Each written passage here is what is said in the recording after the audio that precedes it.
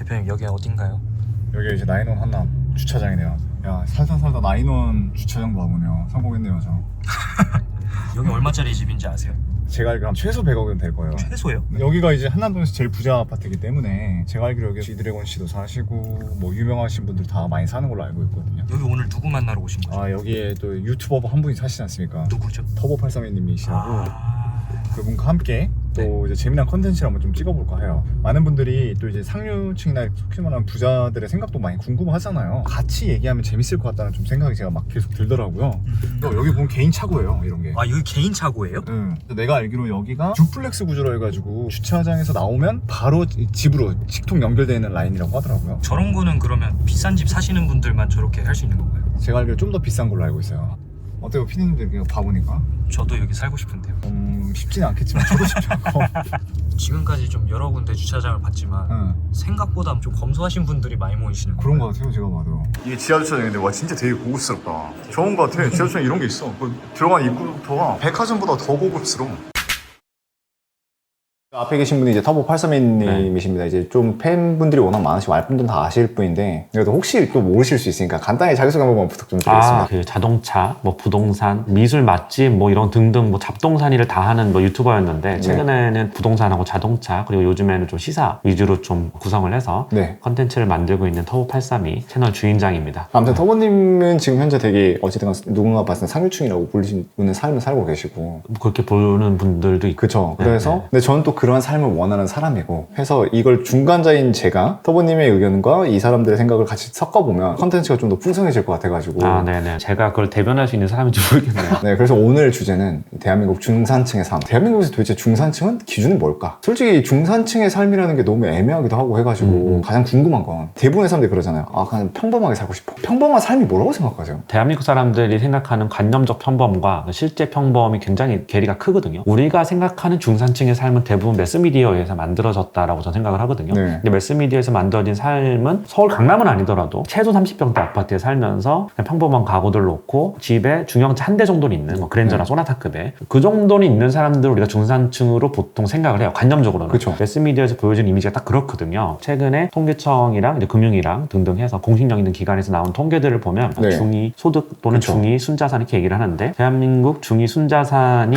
2억 3,910만 원이에요. 정확하게. 서울의 중위 순자산이 3억 1천만 원 정도 돼요. 경기도랑 똑같습니다. 중위는. 평균은 서울이 6억 5천이고 전국 평균은 이것보다 조금 높아요. 근데 사실 순자산이 한 3억 가까이 된다라고 했을 때 서울에서 중산층으로 살 수 있나요? 솔직히 못 살죠. 네, 그러니까 우리가 매스미디어에서 보고 있는 그 중간자의 삶이라고 하는 거는 굉장히 과장돼 있다고 생각을 하고요. OECD에서는 그 명확한 기준이 있어요. 그러니까 중위 만약에 순자산이 2억 3천이다. 중위 소득을 보면 대략 한 연봉 6천 정도예요. 가구 소득이. 네네. 전국에서 가구 단위로 봤을 때 4인 가구 기준으로 봤을 때 500만 원 정도일 거예요. 중위 소득이. 네. 그 정도일 텐데 4인 가구가 500만 원으로 살아야 되는 거잖아요. 1년으로 하면 연봉이 6천 조금 넘는 수준이에요. OECD에서는 이거를 뭐 이제 어떤 기준은 중위 소득의 50%에서 150% 그 구간을 중산층으로 보는 것도 있고 75%에서 200%까지를 중산층으로 보는 어떤 기준들이 있는데 일반적으로는 75%에서 200% 정도까지 봐요. 레인지가 되게 넓죠. 그래서 그쵸. 중위 소득이 월 뭐 540만 원이다 했을 때 75%면 뭐 380만 원, 70만 원 이렇게 될 거고요. 200%까지 보게 되면 월 1000만 원 정도까지가 중산층으로 볼 수 있다. 네, 통계적으로 봤을 때. 부족한 소득은 절대 아니거든요. 그쵸. 4인 가구가 먹고 사는 데 있어서 부족한 소득은 절대 아닌데 월 1000을 벌게 되면 세후로 보면 600 몇십만 원 정도가 꽂힐 거예요. 맞아요. 근데 그게 1인이 벌었을 때 그렇고 맞벌이를 했을 때는 500 나누면 이제 세후로는 한 780에서 800 정도가 꽂힐 텐데 근데 세후 한 780 정도 벌었을 때 서울에서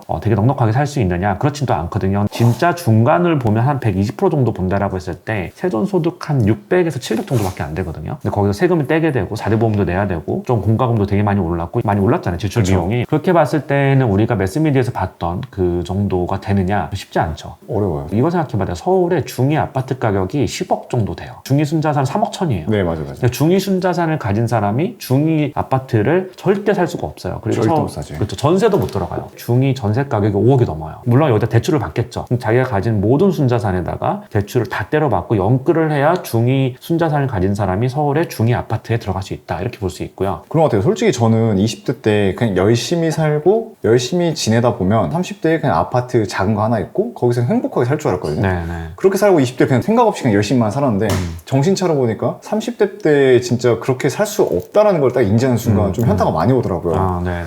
그래서 지금 뭐 사람들 보면 SNS만 키면 다 기본 5시리즈 E클래스는 기본이고 요즘은 네. 솔직히 저 중학생 때만 해도 그랜저만 타도 쟤네 집 잘 산대. 근데 지금 그랜저는 솔직히 그렇게 잘 산다고 인식도 안 하고 맞아요. 저 중학교 때는 아카디아였어요.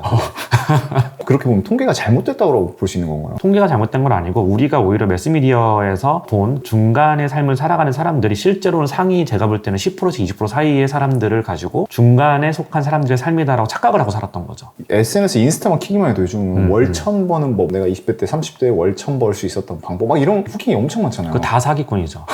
알고 보면 뭐 사기꾼이죠, 솔직히. 네, 사기꾼이죠. 그러니까 이런 말들이 너무 많은 네네. 거예요. 그래서 월 1000이 이제는 기본이라고 생각해서 이게 중산층의 삶인가라는 저는 그런 생각까지 들 정도로 절대 그렇지 않아요. 이게 대한민국이 굉장히 잘 사는 나라잖아요. 네. 전 세계 부자 보고서를 또 보면 우리나라가 그렇게 낮지 않아요. 미국 같은 데도 중위 순자산, 경제활동을 하는 개인 1인이 가진 중위 순자산이 그렇게 높지 않아요. 그렇게. 뭐 40만 불, 50만 불 이 정도면 거의 전 세계 탑 수준이에요. 그게 50만 불이라고 하면 6억 5천 정도인데 그게 인구의 중간이잖아요. 전 세계 1등 국가가 제가 기억하기로는 한 10억밖에 안 돼요. 왜 우리가 이게 통계와 실제가 이렇게 다르냐를 보면 미국 같은 경우는 평균은 또 되게 높아요. 왜냐면 미국은 정말 막 조 단위로 연봉을 받는 사람들도 있고 빈부격차가 한국보다 더 심하거든요. 미국이. 우리나라 빈부격차 확대되고 있다라고 얘기하시는 분도 있는데 한국이 되게 재밌는 현상이 뭐냐면 전체 그 지니기수는 떨어지고 있고 빈부격차도 줄고 있어요. 근데 또 5분위 소득 상위 20% 안에 있는 그 사람들 안에서는 빈부격차가 늘고 있어요. 근데 되게 재밌는 현상이에요. 전체적으로는 빈부격차가 줄고 있는데 그 최상층과 적당히 잘 사는 사람의 어떤 격차가 확 벌어지고 계속 벌어지고 있고 근데 전체적으로 봤을 때 하위 20% 뭐 상위 20% 측정을 하잖아요. 그렇게 봤을 때는 줄고 있어요.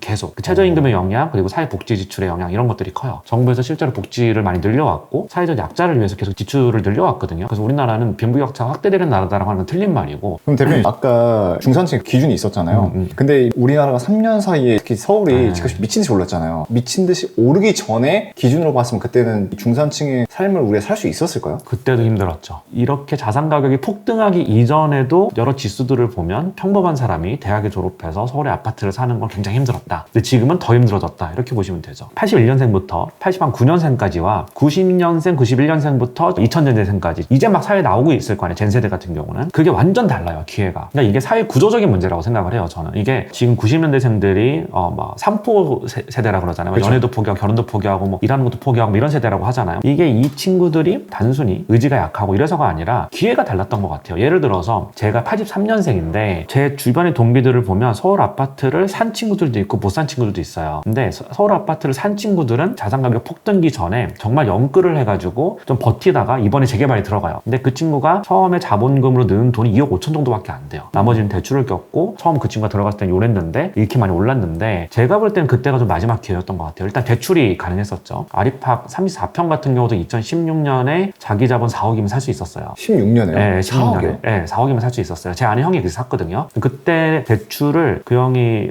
주택담보대출을 받고 신용대출을 좀 받고 이런저런 대출을 끌어다가 한 5, 6억 정도만 현금이 있었으면 아리팍 34평 살 수 있었어요. 그 5, 6억의 현금을 모으려면 사회 초년생은 없을 거 아니야. 그래도 그 돈이. 못 모으죠. 그러니까 부모님이 주지 않는 이상 직장 열심히 다니면서 한 2억 정도를 모았고 그리고 와이프랑 같이 얼마를 모아가지고 이거 산 거란 말이에요. 근데 그 당시에는 뭐 부동산 경기가 워낙 안 좋네 해가지고 아파트로 돈 버는 시대 끝났다 이래서 베팅을 하기는 쉽지 않은 시절이긴 했지만 15년부터 서울 아파트가 오르기 시작했거든요. 그래서 그때 조금 감이 좋았던 친구들 한 몇 억 정도 모았던 친구들은 기회를 잡을 수 있었죠. 지금 젠세대가 대학에 졸업해서 이 기회를 잡을 수 있느냐. 지금도 연봉은 좀 오르긴 했죠. 소득은 올라갔는데 아파트 가격이 훨씬 많이 올라가면서 4, 5년 정도 모아가지고 30대 중반 정도에 결혼할 때쯤에 그걸 사는 건 불가능해졌죠. 99%는 불가능이라고 보면 되겠죠? 99.9%는 불가능하죠. 와, 네. 유튜브나 이런 데 켜다 보면 지금 이 시대가 돈 벌기 제일 쉬운 시대라고 하는 말도 있잖아요. 왜냐면 정보의 홍수고 정말 돈 버는 법이 정말 다양하게 있다는 그렇죠. 걸 보잖아요. 그런 걸 감안했을 때 오히려 지금 젠 세대가 조금만 더 관심 가진다면 돈을 더 빨리 벌어서 살 수 있지 않을까라는 생각도 가끔은 들거든요. 그러니까 이게 러셀님 같은 경우는 부동산 쪽 일을 하시다가 이제 유튜브 컨설팅으로 넘어와서 대충 제가 이제 들어보기로는 평균적인 직장인보다 훨씬 많이 버는 걸로 제가 알고 있어요. 네. 근데 그렇게 할 수 있는 사람이 많지 않아요. 사실 강의파리들도 맨날 그런 내용을 하지만 뭐 네. 강의파리라고 다 이제 헛된 내용을 하는 건 아니지만 너도 할 수 있어, 모두가 할 수 있어 이렇게 팔잖아요. 이런 거랑 똑같은 것 같아요. 수능 공부할 때 열심히 하면 이거 왜 못 가? 이렇게 생각할 수 있잖아요. 아, 그치. 인서울대학을 왜 못 가? 따지고 보면 상위 11%만이 인서울대학에 가거든요. 그래서 제가 예전에 회계사 공부할 때도 아니 이거를 하루에 7, 8시간만 열심히 공부하면 누구나 붙는 시험인 것 같은데 왜 못 붙어? 이렇게 얘기하는 똑같은 거거든요.